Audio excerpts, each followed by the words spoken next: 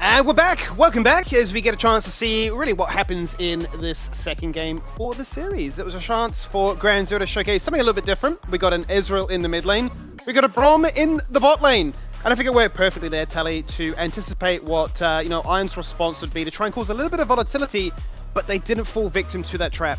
Yeah, they really didn't fall victim to the trap whatsoever. But, we do have the Super Sub even coming in, so I'm curious what this means. Is Shern busy? Does he have another appointment to attend to? Or is this something they're going to continue to do with, providing even with this playtime? Is it going to be something they want to do in the future with, different jungle playstyles? Or I feel like even when she has a very similar playstyle to Shern with the priority and AP champions, and I think this is probably more of a, experience thing, but really good to see that Ground Zero are using their sub and, using that potential to increase their roster.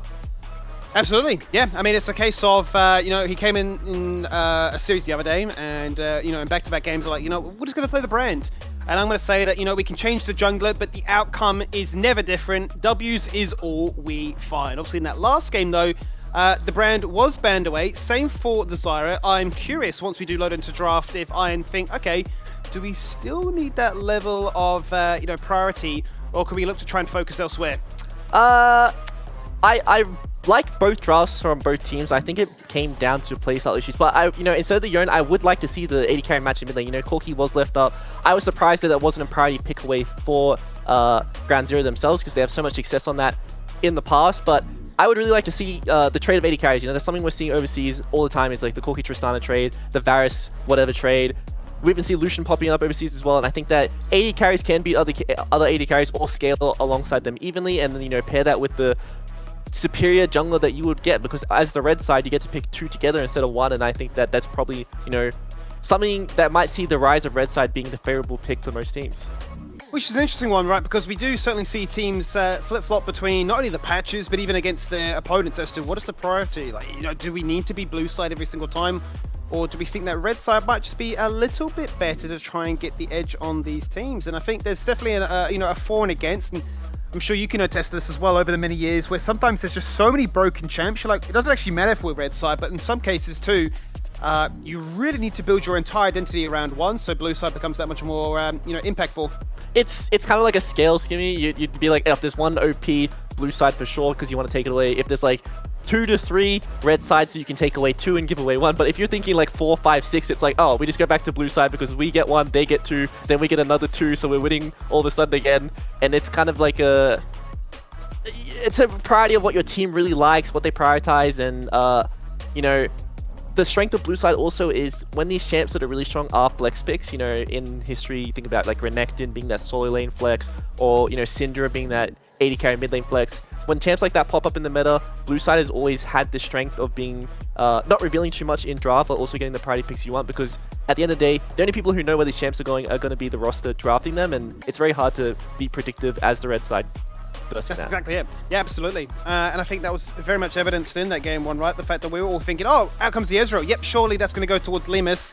And then Fido did and throws that curveball and says, hang on a minute, watch this. You have no idea what's coming. And I think certainly when the meta does have so many champions that can be flexible, a lot of those top teams then do take the opportunity to showcase that, look, all of our players have the capacity, have the amount of years and reps to, be able to draft, so deep that even they can flex at the very last pick and say, this is what all, brings it together. So I suppose with all that in mind, as we do have a bit of a delay getting ourselves into this second draft, curious to sort of see what the approach will be from this team, because we are still going to be sticking to Ground Zero on the blue side, Ion on the red. Obviously, we saw the red side 5th pick be that of a Yone, which I don't know if it caught us off guard as such, but look, I don't think it did too bad. I'm curious, though, if Jovi does have anything super niche like we've seen more and more players start to show. I don't think Jovi's a player who really hides his picks. I think that he's shown most of his hand. He's just very good at what he plays, in the Orianna, the Yone, and just a lot of these aggressive mages. We haven't really seen him play, majority of the 80 champs in mid lane, the 80 carries like we're seeing from Fido, because they don't really have that pairing in the jungle. But with Coley's finally picking up the Talia, and if he's going to start playing more with these AP junglers, then there is more avenue for the mid lane side from Ion to start playing more of these aggressive AD picks and matching up the strength of Ground Zero. Well, on one hand, I would say, you know, matching what Ground Zero is really good at is probably a mistake. It's also, you know, currently the strongest thing in the meta, and you're sort of forced to play into their style. And I think that Ground Zero is just the team that adopted it first and is just most comfortable on it right now. Yeah, I mean, it's interesting for me when we talk about all these flex picks and whatnot, and people say, oh, you know, it's all hype, just stick to the meta, grind out the wins and sort of get it done. And I think that's true to a degree, but no doubt a lot of these teams that are in that very comfortable position, thinking playoffs is already secured, or, you know, you're a game or two away from feeling that the comfort is there, why not continue to go back to those, you know, week 1 or 2 forms where, you know, you can showcase, hey, we've been preparing this, we've never actually found the right opportunity to showcase it, but we really do value it. I mean, what was actually spicy for me was when I was looking at some of these players' solo queue accounts, I actually saw even Tien play Ezreal in the top lane above all else, right? So you're thinking, hang on a minute, like, that's quite interesting. So, you know, you start to think, okay, well, when we have these flexes, obviously a 2-lane flex is quite big, but then suddenly you have like 3 to 4 lanes, you're thinking, hang on a minute, this becomes such a nightmare that even sometimes the drafting coach might get a little bit dizzy. Yeah, maybe Benby is cooking a bit too hard behind the scenes, you know. He's like, guys, we have to flex even harder. We can't I need to win the draft. I need to outsmart the enemy coach. I can't let him know where the Ezreal's going. You'd be like, oh, it's in mid 80 carry flex. No, it's in the jungle this game, guys. I got you again. Even though he lost the game, he still won the draft. Yeah, well, I remember even talking with Benvi and Kurek yesterday on social media and saying, you know what, some spicy drafts been coming out. He just leaves me with the ominous message of wait for tomorrow. Now, I'm wondering what that means. I joked and said, does that mean Kurek finally gets to play the Heimerdinger? And they said, you know what, it might not be that. So even spicier than that, you'll have to wait and see. And same can be said for this series, as it's a bit of a longer delay than was anticipated. So to keep you from waiting, we'll just jump to another break. We'll see you shortly.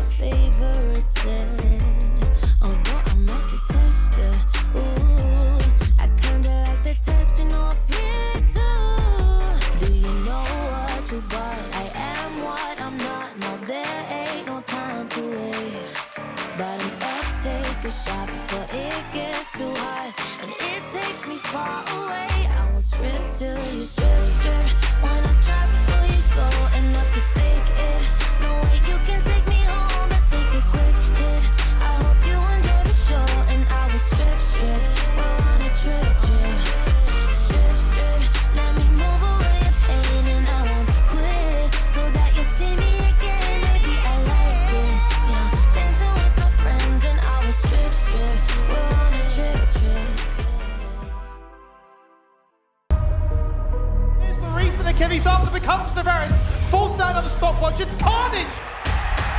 Only triple happening here is for Phyto. Oh, it's do or die! And welcome back. It's not often you get to see me after a game and just ready to rearing to go, but we are here. We're back. We've got some slight technical difficulties, but we're working on it, so shouldn't be too long. So we just get to have a chat now. We just get to recap a little bit more. GZ versus Ion. I'm gonna give you guys an option, right? I'm gonna hit you with two things. One, actually, you know what? It's tally. It's either option A or B. You get to pick A or B. I get to pick? All right. Yep. That's it? Just A or B? A or B. I'm not giving you what they are. It's a surprise. All right, let's go option A. Lock it Option in. A? Okay. We're going to be building Dream Comp for GZ. So what champions do you want to see on these players to build your Dream Comp? And Tally, you get to go. Actually, I'll let Skimmy go first because you got to pick which one we go with. All right. So Skimmy. So I start from the top lane, or I can start Top lane from down. support? Yeah, Okay. top lane down, and we'll go. Okay, dream team. Well, I look at Tien. It has to be Camille, right? So we just lock that one in straight away. Okay, I'm going to write these down. Camille. Yep. Jungle. You give me the full team. Full team. Oh, Run the it full through. team. I thought we were going to like Full ping team. pong No, back and between me then and Tally. Tally's going to come in with his Oh, own, but okay, we're going to do okay, a okay, feelers okay, draft, okay, okay. actually, and he's not allowed to pick the same champion. Oh. Wait, this Yeah. is cheating! That is kind of cheating. Okay, Okay, well, then well, I'll give you 1-1. I'll give you 1-1. But, Tally, you have to start in support. I've started support. Yeah, so we're gonna flip it up. Okay, so you pick Camille, so, you know, give me... Yeah, I'll take the Leona. I'm a bit afraid of the Skimmy counter pick. Gotta play around that, so give me Leona. Do I get two picks because, you know, with blue side, red side, or...? Nah. All These right. are my rules. Back to Spikes Skimmy. charge. Skimmy, who's your jungler? What are you giving Shern? Zyra. I've been asking for it for so many weeks now. It has to happen. And then he just he subs himself out of this match, so we don't even see it now. All right, now. Tally, give me Lemus. With the Leona, you know, give me the Zeri. I want the mobility. Okay. Oh, well, Skimmy, you get the first pick of mid lane. Fido. It has to be Cassiopeia. Oh, okay. Cass, All right, well, it it's over. It's over for you. I know you're champion pool. Tally, Lock it in. you get the counter. Do I get to counter the mid lane? Yeah, you're mid lane now. Give me the Zereth. Ooh, okay. It's All over right, then. we're cooking. Well, Skimmy, you're now on Lemus. We're working our way down, and I'm going to decide who actually wins. I'm going to do the math. Felimus. I'm going to give him Senna so he can just literally do a bit of a world tour. He loves running around the map on that Senna, doesn't he? Yeah, well, he does. He's been around the world quite a few times. You're in the jungle now, Tally. Shani. Okay, you pick Zyra. Yep, Zyra. Low range comp in the Cassio. You know, we want to leave Zereth as the sole AP. What can we really lock in here? What can you? Should us play AD? Does he? So I want to go throwback. You know, I want Shern on the Graves. Okay. Lethality or crit? Oh, it's crit. It's got to be crit now. Got to be crit. Well, Skimmy, final pick. Okay. Bot lane. Port. What are we thinking? So I've got Camille, Zyra, Camille. Cassiopeia, Yep. Senna. It's so over. I'm going to go Poppy. Poppy support. Poppy.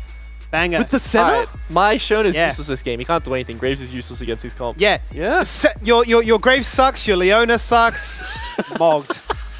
Well, what are you picking for top then? This is the Hail Mary pass. There's nothing I can pick.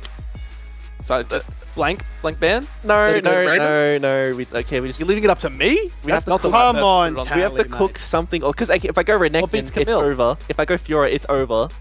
Yeah. What am I missing? Do you want me to just start naming them? Just. Do you need another Let's just go Cassante. Cassante. Look at this guy with those out. resident sleep. You know what? I'm gonna go put out a tweet on that, and then we can even see if we can get and we'll get some votes on that. How does that sound? We'll see Which what comp do you guys are prefer? fans of. Yeah, Comp. which comp is better, Skimmies or Tallies? If anyone picks my comp, you should be banned from League. Straight up.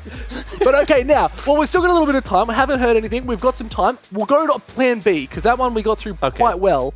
Plan B is, I've been prepping some quiz show questions for quite a while, and I've got some questions ready for you guys.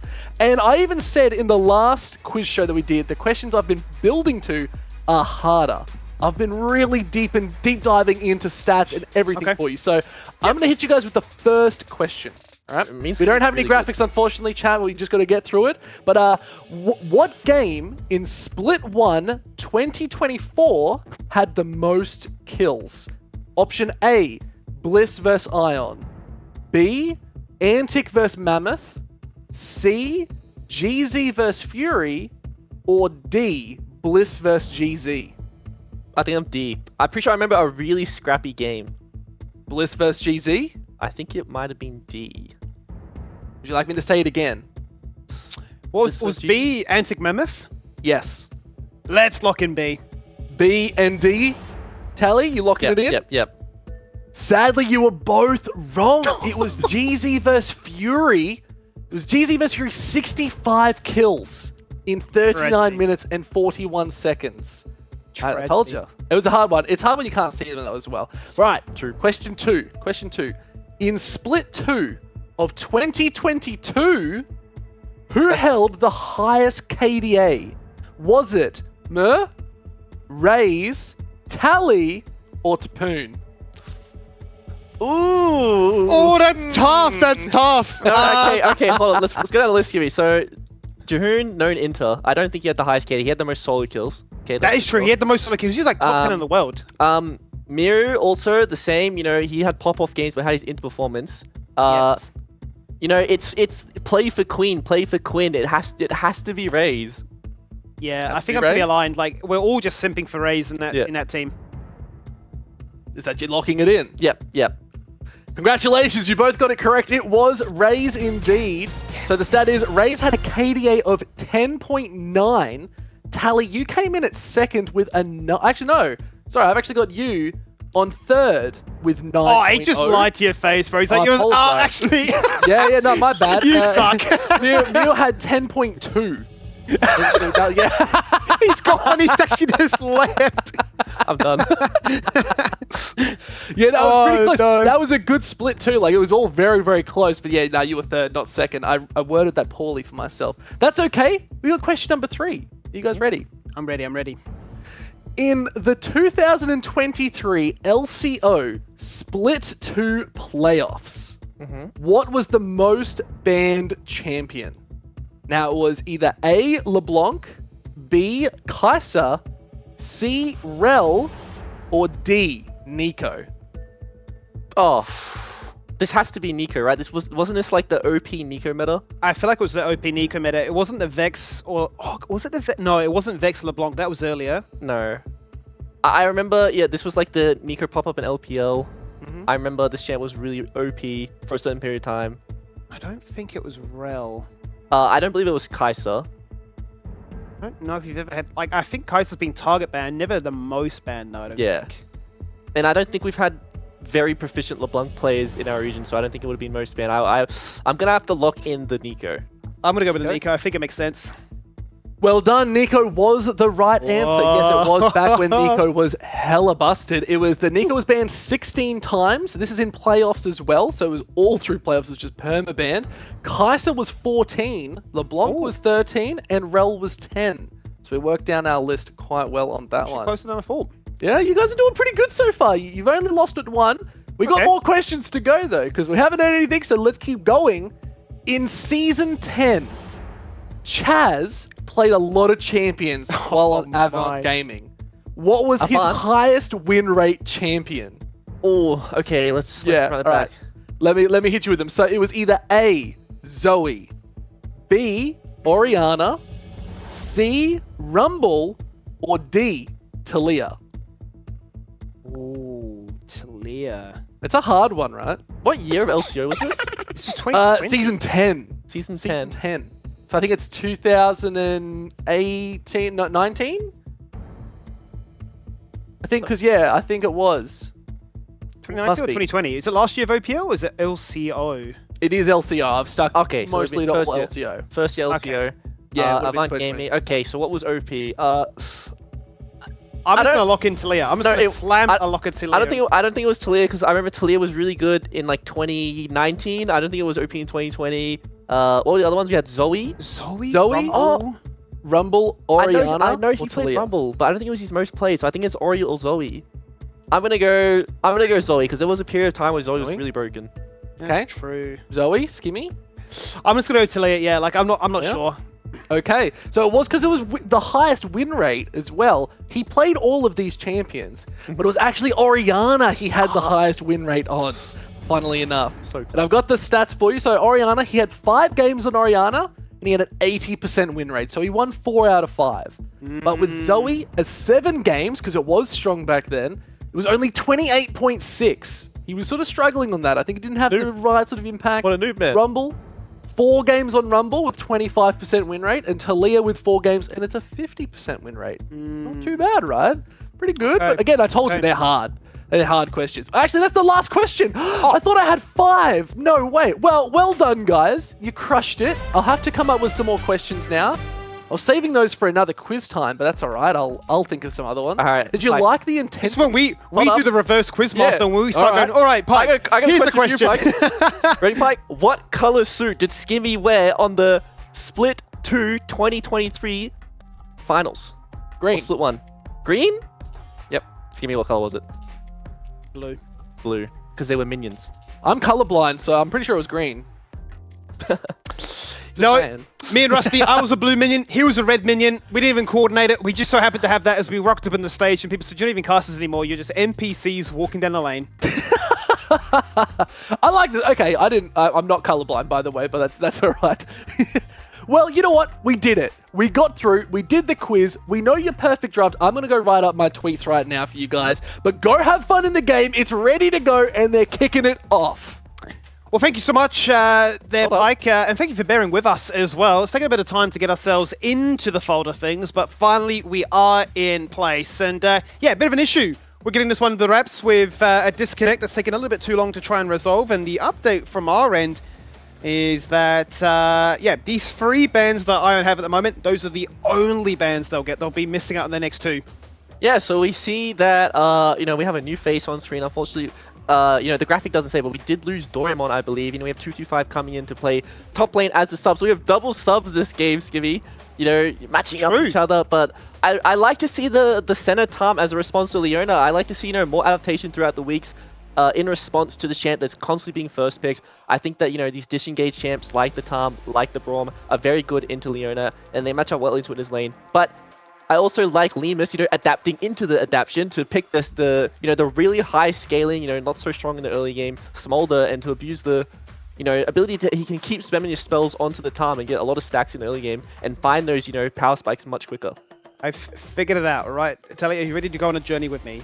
All right. 225 is in as a sub. Yeah. Smolder, 225 stacks. Oh. Just let that sit for a second. Just let that simmer and think. He's been counted. He's coming into a different role. Is it a laning Shaco? We'll never quite know. He tells us all the time he wants to try and play in a support, but you'd assume he's playing in the top lane for this one, and that makes it even harder, knowing that you're going to be going into Tien that's already, you know, guns blazing, full power. Yeah, and I know that Lemus would think about stuff like, oh, guys, like I have to pick Smolder because I'm versing 225, you know, it makes sense. But yeah, I'm curious to what his champion pool will look like in the top lane because he is a support player. He's known for the Shaco on the Pike, but what does that look like in the top lane? Are they gonna, you know, are we gonna see the pink ward Shaco performance in the top lane, or are we gonna have like a, you know, a very standard boring Malphite tank game? You know, I'm auto-filled, I'm off-roll, like I'll just, you know, play the team fighter and just concede my lane.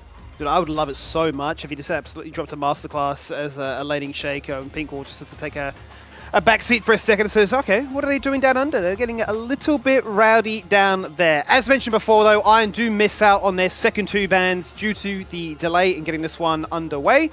As for Grand Zero, they've gone for the Vi ban so far. So a case of making sure that Coley doesn't get to run it back on that Talia. Obviously very, very strong, but they're going to make sure that really 4 junglers are removed from that champ pool.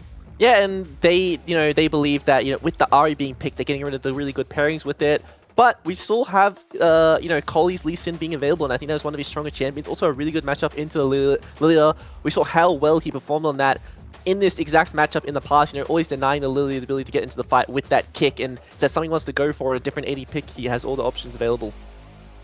That goes to Kindred then, eh? And it does look like that 5th pick is being saved to make sure that 225 does get a, you know, quote-unquote, favorable matchup into this one. So let's see what they do go for. The Kindred is nice. The Caitlyn is being looked at right now, and I tell you what, if this gets locked in and they do leave the Smolder as a flex... Which one's mid? I'm going to be so bamboozled as to where this goes. Which one's mid, Skivvy? Neither. I would still like to see another 80 carry picked. You know, I think that it's within their ballpark. See the little Heimer, you know, shout out to you, Skimmy. But a lot of the 80 carries left up. The Corki is still available, and we haven't seen this one picked until the very end of the draft, if that is possible. Yeah, absolutely. It very much feels as if these teams are saying, yeah, sure, it's strong, but we don't need to rely upon it. There are certainly more ways that we can expand what is possible. Is there Malphite being hovered right now? What do they settle on? We've cycled through so many things. We end on a Yasuo. I tell you what, that is a very spicy way to open up your game too. Yeah, and this is going to be going towards Spider in the mid lane, you know, paired with the Zac. Very good combo. You know, we're used to seeing like the Diana and Yasuo, or Gragas Yasuo being that combo, but Zac and Yasuo is also another really good combo at punishing the squishy champions. But you look at Iron side, they have the Tahm Kench, they have the Devour to be able to peel the engage coming out of Ground Zero. So I think that with multiple members being so mobile, having the Kindred ult, having the Devour means that they're going to be able to navigate these team fights pretty well. It can be very, very difficult to then try and you know, lock down one of those crucial targets, and certainly the icing on the cake will be the you know, the Tongue Lash or the Impale to really try and lock down somebody and you know, get the party started really, because the Wombo from Ground Zero may just be a little bit too much to try and contend with, right? Fido, no doubt, feeling himself on this occasion, really strong on that mid Ezreal performance. Lock it in with the Zac too. You don't need the full Malphite Diana Wombo combo, right? You certainly need a few of those key components, and the job does get done. But it's going to be great to see, you know, Lee Mulder come back into action, right? Has his own little meme, gets spammed in LCO chat from time to time. So a case him to say, look, the champion's been absolutely changed since I've last been looking to play it, but can I repeat the performances I did in the past? Yeah, it still has that same, you know, mid-late game strength where you do find those stacks. I think a lot of Smolder's power comes from when you get those 100 stacks initially, and you can start wave clearing at much faster rates. You can start harassing with your poke in lane, and I expect him to find those breakpoints very fast, especially versus, you know, this farming melee champ coming out of Hex Flash, which means he's going to have to constantly put himself in positions to get harassed while he goes to last hit. And if that harass keeps stacking up, you might see Kurak go in and then find the kill angle in the early game. Well, you said you want to see him on Leona, and maybe he's just been watching the stream and joining us along on this sort of elongated pause and said, oh, okay, well, if that's what Tony wants me to play, that is what I'll lock on in as we take a bit of a tour across Summoner's Rift as we get ourselves in for game number 2. Quick reminder, if you've been away or if you're just joining us now, Ground Zero, they are the league's leaders, and they currently lead 1-0 in this series. And actually, look at that. Look how many lane swaps we've got. We've got Jovi playing the Skarner top lane. We've got Styx, their AD carry, as the mid laner on Ari. And 225 has just bullied them all off and says, no, look, I'll play support. Okay, this is really, really interesting. So 225 is actually a very good center. Styx off-roll champion is the Ari. So, you know, he's pretty comfortable playing on the mid lane. We get to see the, you know, fake Ari skin finally come out, and maybe Fido will be a bit caught off with, you know, how nice the skin is and fall down lane in the 1v1s with off-roll. But, you know, I haven't seen Zobi play much off-roll, so I'm not too sure how this is going to look. But they're adapting to what they were provided with, you know, with losing their top laner, and I think this is a nice setup from them. Yeah, it's a bit of a disappointer. I suppose a bit of a dampener on what we sort of had as high hopes for this series, right? Not going to be working at full capacity for the side of Iron to try and bring it back into game 2. But, you know, things like this occur from time to time. Yeah, it does really suck then for Doraemon to not be able to play it out and, you know, try and bring their team back into a favorable position. But that is where we find ourselves right now. That is at least from the Iron side of you. Whereas for Evelyn, this will be his second time now playing the LCO. Dazzled on that brand. I suppose he had the you know, the best performance to go back off. It's almost like he's just the mini Schönfire. You played the brand last series. Okay, last game you played the Lilia. I'll play it too now. Yeah, that's what we've seen the same repeat, and I think that Evelyn is a lot more gank heavy than Schön. Schön's all about, oh, when you show somewhere, I'm gonna steal your camp. So I think, you know, last time we saw Evelyn on the brand, it was like, oh, you showed somewhere, I'm gonna gank this lane that you can't respond to anymore. And a lot of that attention was being put towards top, where Thien was playing this Camille into Renekton, and he really snowballed that matchup in a very good way to make sure his top lane was able to carry. And I'm going to see if there's going to be the same thing with this matchup on the top lane, because you wouldn't really expect a jungler to put much attention into this tank versus tank.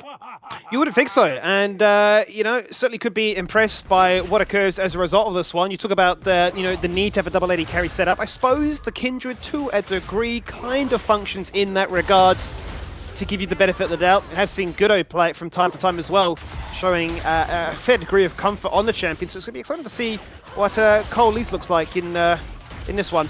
Yeah, I'm excited to see the Kindred. I don't think it's necessarily a bad matchup into the Lily. You know, you can play your range, and if he doesn't miss the initial spells, because Kindred is very mobile, it's such a good matchup in the 1v1 when you do not find the angle to hit that sleep, and it's also one where you can really bully in the early game. But once again, we're seeing Coley looking for ganks, looking for camps, looking for aggression in the early game, and he's showing on vision, which means he might end up losing his camps again. Pretty good. Let's see if that does come to fruition or not, as Styx is holding his own in the mid lane as it stands right now, weathering the storm, which is a very informed Fido. Meanwhile, in the bot lane, get to see just how fed this time Kench can get, and see if they can be the menace, the saving grace. I mean, we talked about this a few times, right? When you've had a composition that's built around one crucial member, you know, the need to have a Tarm Kench, especially when Vi is up and available. But given that, AP junglers have been that much more impactful in recent patches, maybe not the highest priority right now. Either way, though, to top lane we go. Jovi certainly giving Tien a run for his money at this stage, but his worst enemy might become his mana pool in a second, as he's about to run dry, and Tien can continue to harass and just pick up those blobs of HP.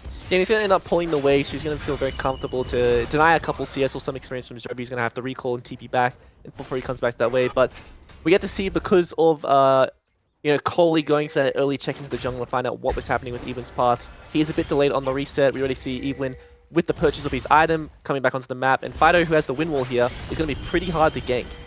Yeah, very difficult, right? All those projectiles can simply be countered by a basic ability, which definitely does feel bad, man. But either way, into the bot lane we once again have a bit of insight as to how this one is playing out, and I'm sure a passive lane really does favor this. Back when the Smolder did come to life, we were asking ourselves, how do you counter this champion? What is the answer? And I think one of the premier solutions was just scale alongside it, be it the Kaiser or be it the center.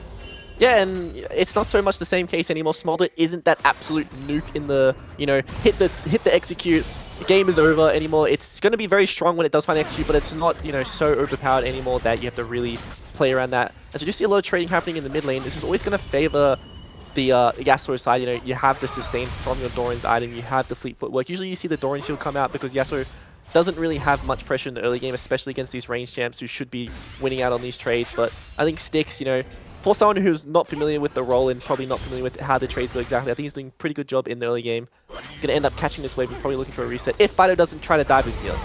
Yeah, it could be a scary situation right now as Fido with that level 6 advantage literally goes underneath the tower just to showcase that, hey, I've got the pressure right now. Both junglers actually going to get drawn into the mid lane just to assist. One to help them get back to base, the other to help push in that wave to make sure that so much is denied. But there is a TP. And here we go. A bit of center rotations, right? Very much akin to the Lemus style of play, where leave lane as quickly as you can and really be that support all across the map. Coley getting a bit aggressive now, looking to try and bully out Evelyn, force him back to where he came from, sort of flash forward. Really nice win wall. Otherwise, that jungler certainly could have been in trouble. It's going to take such a long time to run them down. And in the end, finally, after that slow, let's say enough is enough. I really like that Evelyn did not flash there. I think that was a pre-communication from Fido saying that he has the win wall available. And if that, flash initiation does come through, like he has his back, and it was really nice by Fido to react to that. And they baited out the flash by 225. Bit over aggressive from him because they really have to think about the win wall, especially when it comes to these, range-focused champions. So many projectiles, as we've already mentioned, are going to be blocked by that one, even more so when it comes to the team fight. Jovi taking a 1v1 into Tien, goes for the flash. Oh no, tried to buffer it, stuck in animation, falls on down. Would have popped the passive there of the Zac, but not to be the case. First blood going the way for Tien now, and the fight continues from where it really did left off, and around these grubs we go. Two are picked up and stolen away by Ion, but it's them that find the 2 kills instead. Yeah, so Constellation Prize for Iron, they get the grubs. Maybe they're going to be able to deny away the, the extra Void Might when you get those 5 stacks. But still going to be going in the favor of Ground Zero. Solo kill found in the top lane by Theme by a minuscule amount of health. Flash Blob Explosion finds that kill, luckily onto Jovi, which was very nice for him. And then Fido finding the exit kill onto 225 means that he's going to be sitting pretty in the 1v1 in mid lane. Certainly is. Let's see how this one does continue to play on out, given the fact that it is those off rolls, and it would be a monumental feat if they could upset the tides of this one, given the current set of circumstances. But certainly stranger things have happened in the past. Now comes the ult there from Smolder, just to clear that wave from a million miles away. A little bit too strong, that one, I'd have to say, but either way, at least it's no longer base boosted 400% max volume. Absolutely. I remember watching streams and just seeing the mum come out and just my headset just explodes. I'm like, what is going on? Middle of a team fight, you're just screaming because you can't hear anything. You'll just see more trading happening in the top lane. You know, Tien still has access to the Cell division, so this is always going to be very favorable for him because most tanks do not have the damage to be able to take out the Zac passive when he does pop that. But Colley's still trying to be very aggressive on the map, you know, making sure he's abusing Kindred's early game to the best of his possibilities. But even always keeping that CS lead, you know, same thing we see from Shern, you know, making sure every time that Colley's showing somewhere he's still farming and denying the marks. Now goes the Daybreak then, look to go for that stun, flash forward to guarantee a two-man sleep, but inside the Lamb's Respite, they look to try and find a little bit of safety. The heal is good and is allowing them to try and turn this fight around. Unfortunately not, as Evelyn opens up the account in a winning affair. 2 kills to be found then. Fighter disengages away, skirting the line between Death and Pure Danger. Then there goes the bowling ball, and then Kurak underneath the tower. The support gets it done, and they just absolutely wipe the floor with Ion. Yeah, and that's just a really unfortunate interaction with Ari. You know, Styx goes for the execution onto Fido, but the way Spirit Rush works is when you lose vision, these these little orbs do not go to these champions. You need to have vision of them to be able to do damage. So he loses vision at the last second and doesn't take damage from the last stack of the Ari ult, and you know, Styx walks straight into the bowling ball and falls over. Yeah, it does feel pretty bad on that occasion, but either way, it's a chance then for Ground Zero to showcase just how strong they are. Oh, real unfortunate there from Shovi with the Impale, the wind-up, just the wrong direction. And unfortunately unable to drag this Zac into that tower to help even up this HP deficit. Not going to find any safety with his jungler there to bail him out right now, as Coley is preoccupied with his own red buff respawn. As for Edwin, well, let's forget about it, because Tien just says, you know what, I can get it all done on my own. Yeah, and as easy as that for Tien, you know, he finds a little advantage by the misplay from Jovi and he punishes it, and that's such a common theme we're used to seeing from Ground Zero. Any advantage they find, they use it to punish, and this could be another one. Solithar looking for it, the Abyssal Dive is cancelled, so the Devour is nice, but it's not enough, even inside that Mist and Shrouds. It's a double kill, and Evelyn says, I really am Schönfire Jr., I am 4-0-1, so incredibly fed, and we might also find a tower at 10 minutes. Yeah, we're seeing the same performance from last game out of the junglers. You know, it's very similar. Pick the Lilia, farm up much faster than your opponent, and just completely take on these games. I think that Evelyn is just, you know, more aggressive when it comes to the ganking. Used to seeing Shern a lot more respect to his opponents when it comes to, you know, outplaying the ganks and just being a more efficient jungler. We see Evelyn being the person who likes to punish people out of position. It's pretty terrifying then when you see they actually get a chance to go back to base and spend up all of their gold. 3 long swords for Fido. He really wants to be aggressive in this lane, but the real winner has to be this Lilia. 9 stacks from the Dark Seal, and a Leandries with tier 2 boots as well. It's criminal to be this far ahead this early on. Ooh. Yeah, that is very scary to look at the inventory of Evelyn right now, and he can just absolutely slap his wallet on the Ion roster and run any teamfight he wants right now. Certainly can. You can even see Tien getting a little bit bored of top lane, actually peels away to try and force the gank in the mid. Has forced out a lane swap as well. All the attention put towards this next set of grubs, spawning in just under 5 seconds now. And with the first 2 going the way of Ion, it'd be a bit of a win if Ground Zero were able to deny the next 3. Yeah, and Ground Zero recognize they're stronger everywhere on the map, so they want to match, they want to be around these objectives as much as possible. They don't really care about the lane assignments.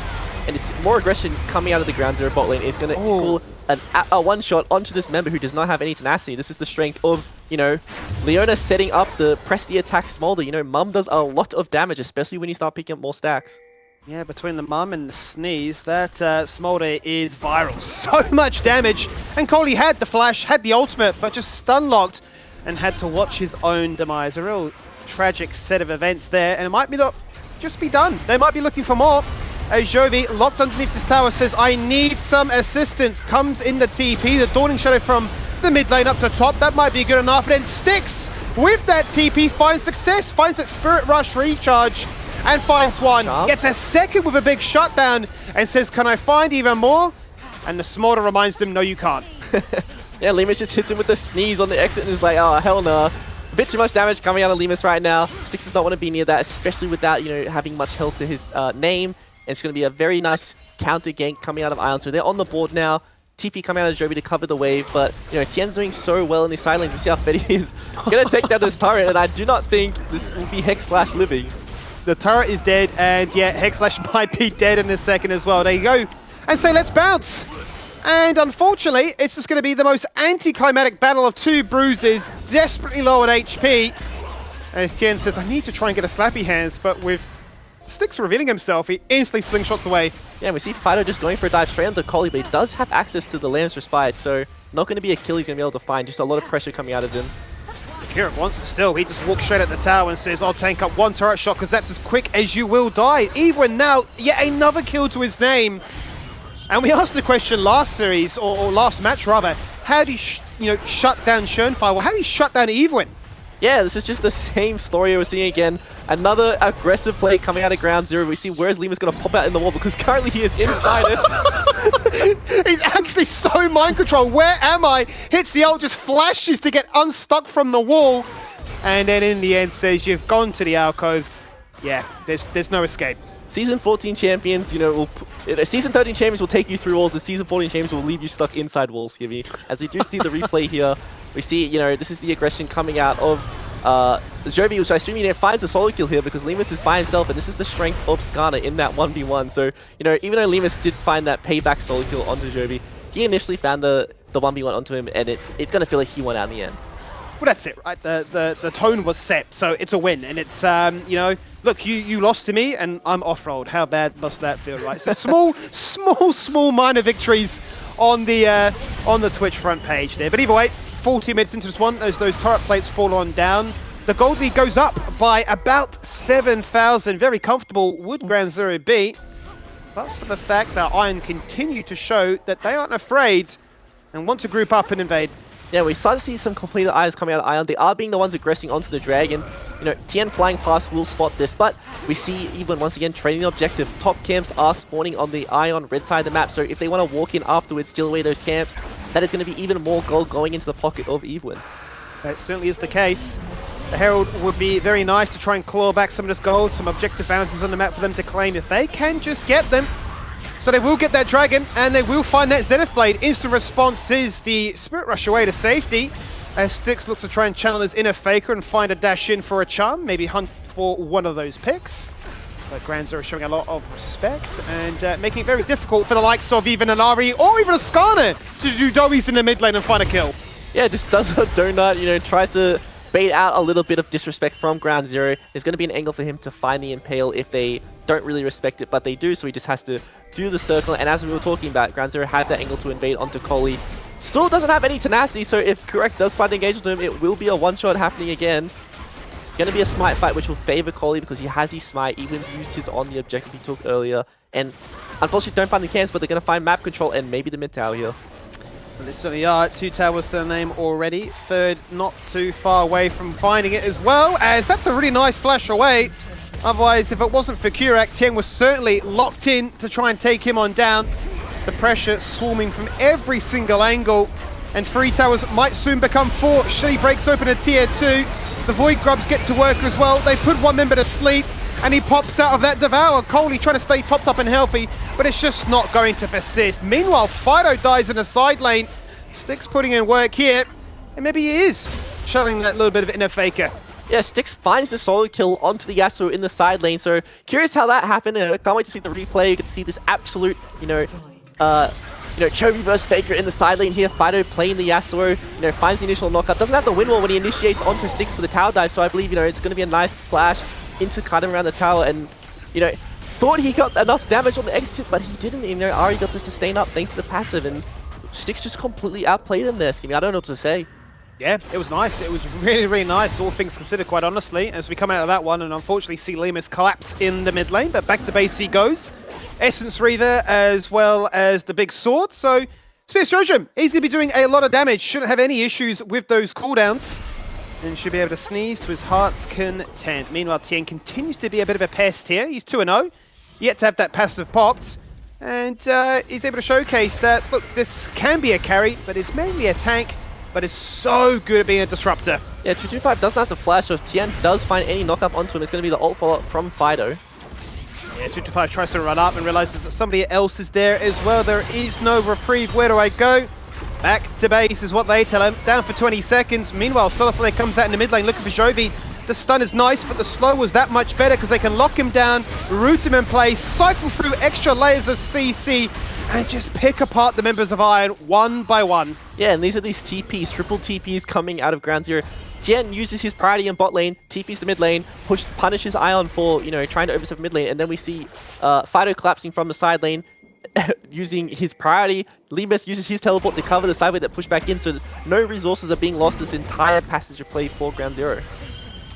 Yeah, it's pretty steady breezing for them at this stage here as Fido just jumps in and out of that wave. We're going to try and find the initial knock-up on towards Styx, who once again goes for the charm, finds his measure. Look at the healing, look at the shooting, look at that sustain! Fido completely runs it back and finds a double kill. Yeah, and it just feels like Coley never has a good angle to pop the Lancer spot. You know, if he popped it there, that means Fido lives, and then they won't be able to find that kill and exit there. But with another teleport coming in, this might be another favorable situation for Ground Zero. It's just relentless. Make it end, make it stop at this stage. You've TP'd into a Skarner Impale. He tries to drag you back to their side of the base. Instant flash to the safety of that wall. And they find yet another pick. This is a very sloppy game. Feels much more of the for fun agenda. But either way, it's pure entertainment at this point as Evewin, with no mana, with little HP, is riding and saying, TN, please bring them together. And once he does do that, it's just a little bit too late. He'll start to bounce around and call upon the rest of his team to assist. But Kurak's low, he wants to go back to base. And Limus, he just wants to farm. The quality might not be high, Skimmy, but it is action-packed. It is an absolute pleasure to view this game. You know, we're seeing so much action happening from both teams. There's constant aggression coming out of both sides into the pause. So, you know, they just completely disregard my point here. But, you know, we are seeing Ground Zero, even though they are like throwing a little bit, being a bit too aggressive, they are constantly picking up these items. Their waves are always pushed, so they're not losing resources on the map when they are overextending like they are. They're constantly trying to outplay the enemies, and I think it's nice to see this, you know, this skill checking, the skill expression still being shown from a team that is, you know, known to be one of our most consistent rosters. No doubt, absolutely. And I think it's interesting as well because we came into this day with high expectations of the Ground Zero roster, even more so than we have already, right? The fact that both Limus and Fido were tied for the most kills in the league, and then you see TN with the most solo kills in the league. I think it was 14 from memory, so across the board, they are a very star-studded roster, and maybe sort of the chaos of a game 2 like this allows them to show a little bit more skill expression where the stakes wouldn't be anywhere near as high as they were otherwise, and certainly can look to try and continue those stats going in their favor. Back to base then, does go Tien, picks up the Spirit Visage and says, if you thought it was hard to kill me before, it's going to be pretty much impossible now. Yeah, I really do not think Tien will fall down this game. I think he's a bit too fed, even though with him blowing that flash just then, I don't think there's quite enough damage on the Ion roster or the CC to be able to deal with how fed he is right now. You know, we think about him being really fed on the Camille, but we look at having this many Ions as the Baron is spawning, being so high level, it's going to be such a hard job, especially for 225 to be able to deal with the Zac. Speaking of 225, the last time we checked in with Smolder at 205 stacks, so getting very close to the promised land of just doing all that annoying, pesky late game damage. And that's when things can truly start to ramp on up. There you see right now, 219. It will just take a couple more skill shots to land. And off we go. Out comes Mummy, spreads the word and tells them that Ground Zero want to win this game. They're up by so much gold, close to 10,000 at the start of this one. How much would they be up by the end? Lamb's Spite is there, but as that one pops, so does the HP bar from the execute of that dragon.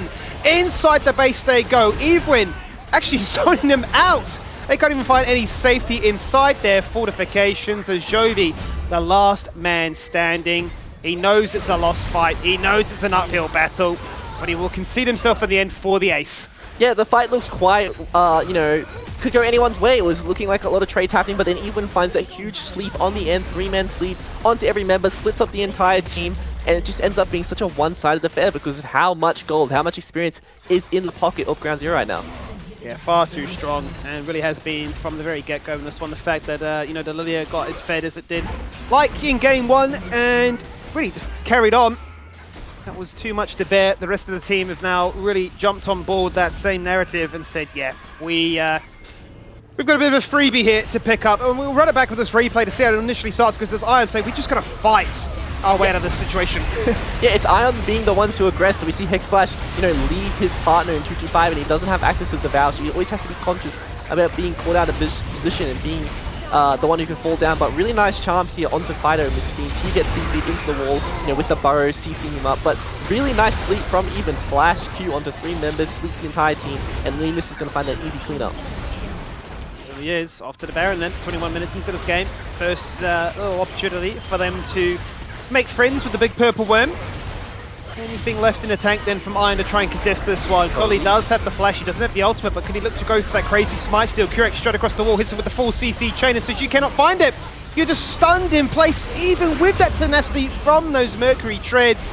It is simply not enough. It was a double by Lemus at the tail end of that one, as they will take down 3 members, lose nothing in the process, and with that inhibitor already being dead, they're going for the end. Yeah, this is going to be, Ground Zero pushing for the win here with the Baron buff, with all their members being alive on their team. Should be a very easy closeout for them. I could see Ground Zero going for something absolutely crazy, not ending the game here, Skimmy, knowing what we know of them, but should be a very, very easy game for them to win. Another 2-0 for them and more points in the pocket. That was quite nice, that interaction. Got put to sleep. Still, that came the Stinger trying to drag them into the fountain and utilize the laser as their 6th team member. But yeah, not the ending, not the series we really expected there. Bit anticlimactic to close things out with a unfortunate circumstance of Doraemon unable to feature. Subs came in, roles were swapped around, and didn't really get to see Iron at their full capacity. But for the side of Ground Zero, yeah, another 2-0. Still undefeated. Another chance for Evewin to, flex his ability. And I think a happy way for them to close out their Super Week. Yeah, I think this was a much better performance from Evewin. Last time we saw him play, it wasn't that very clean performance, but this time it was absolutely, a very one-sided performance from him. So a really good job that he was able to come in as that sub and pick up the extra 2-0 for his team today. Well, there you have it. That wraps it up for this series. We'll jump to a quick break, and when we return, it's our second matchup of the night. It's Kanga up against Antic.